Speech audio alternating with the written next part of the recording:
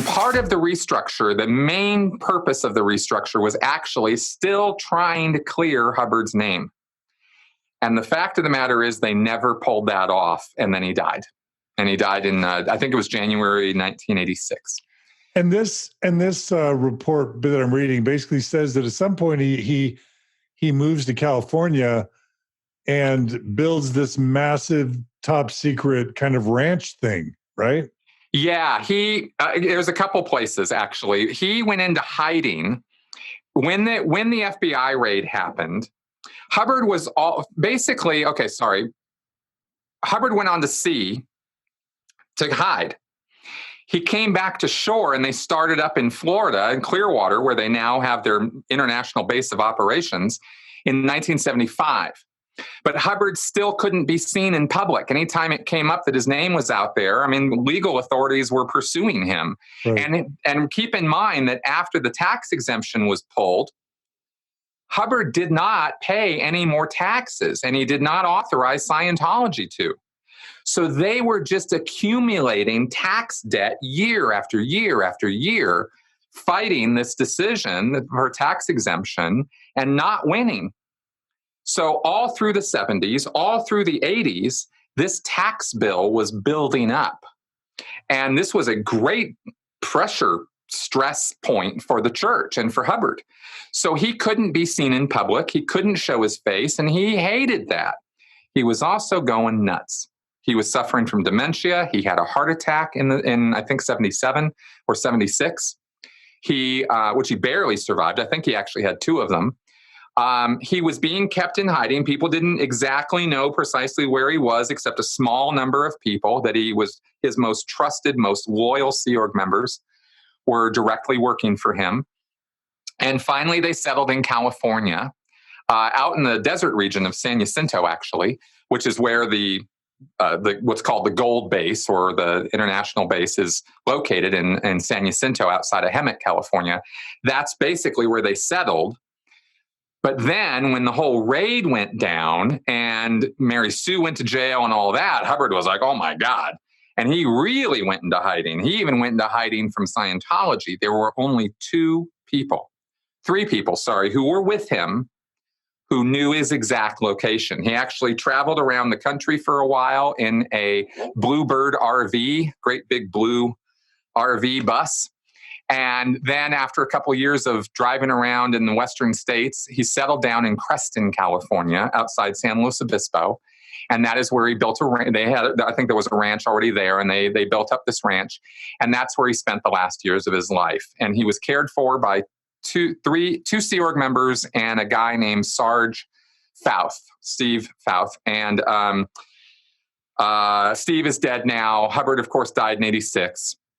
And the only thing we know about what went down at that location and in that time is because after Hubbard's death, Steve Fouth spoke out, and a couple other people who were involved in that time period after Hubbard died and found out what happened have come out of the church and have spoken out about that time period. Otherwise, we really wouldn't know anything. It says that he built a horse track that never really got used, an observation tower. It also says that he was like composing music and he wrote, towards books. The end of his life, he wrote a couple more kind of fiction books, right? Yep. Battlefield Earth, and then the Mission Earth series. And was Battlefield Earth, did it talk about Xenu and that whole thing? Nope. Okay. Hubbard, totally, but get this. After Star Wars came out in 1977, Hubbard wanted to ride that wave. And check this out. He wrote a screenplay called Revolt in the Stars, where he made a dramatized version of the Xenu story. And I've never really been able to get over that, because he says in the materials, if anybody finds out about this, they're going to die. And then he writes a screenplay where he basically lays it all out. So I thought that was kind of hilarious. But he did that. So, but that screenplay, they tried really, really hard in 1978, 79 to get that thing funded and made into a movie, and it never happened because it was so awful. Nobody wanted to have anything to do with it. So that kind of faded. And yeah, and like I said, he was in hiding, and Creston was where he lived out the last years of his life. He was in communication with the church. I mean, they knew he was around. They just didn't know exactly where. Nobody knew. And we'll get into the David Miscavige story next time, and I can go into more detail about all that. But it was during that time that David Miscavige's rise to power started. Yeah. So, and yeah, it so says that he died being worth hundreds of millions of dollars, right? Yeah, I think if you look at the church's total value, you might say that. I think personally, he had a lot of money. And there's also questions about his will. It looks like his will was switched out 2 days before he died, and the signature is a little suspect and stuff like that. So, like, for example, his family got almost nothing. They just got a couple $100,000. Mary Sue, were they estranged? Did she reconcile? No, she got thrown under the bus, but she remained loyal.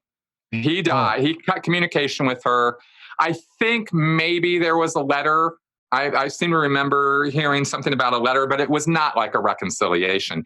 Miscavige actually dealt with her personally. After she got out of jail, they put her up in a house near Big Blue in Los Angeles. And she lived out the rest of her years there, quiet, unknown. Nobody really knew where she was except a few church members. And Miscavige basically strong-armed her into keeping her mouth shut.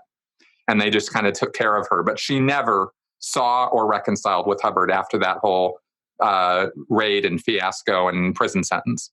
It's kind of amazing how these people can engender loyalty after so much kind of scorched earth. You know what I mean? Exactly. I think Mary Sue probably thought that her children would suffer because one of her daughters was and is still in the Sea Org. And she had already lost one of their kids, Arthur, I think, to suicide. He was a closet homosexual. Hubbard hated homosexuals. He was not at all interested in the Sea Org or Scientology. I mean, he was interested in Scientology, got trained up and stuff, but he wasn't in the Sea Org. He didn't really want to get into that whole thing. And he ended up killing himself. And outside of Las Vegas, I think, after a bender, and he had the hose into the car and stuff. And it was ruled a suicide. And there's really no reason to suspect it was anything other than that. When Mary Sue found out, she screamed bloody murder. She could not believe that had happened. And Hubbard's reaction was, God damn that kid. What's he done to me now? So something similar to that. So Mary Sue loved her kids, loved them. She was all about the family. Hubbard, not so much. Hubbard loved the kids who loved him. And, because he was all about self-aggrandizement and himself. He was Mr. Ego. So it was a much more tragic loss for her than it was for him. And then when he threw her under the bus, she saw it as, this is what you got to do. This is the price you have to pay for loyalty and for saving the world. Because everybody in the Sea Org, these are not people who understand that they are part of a con. These are people who truly, utterly, and completely believe that everything they do is a forward motion to saving the world.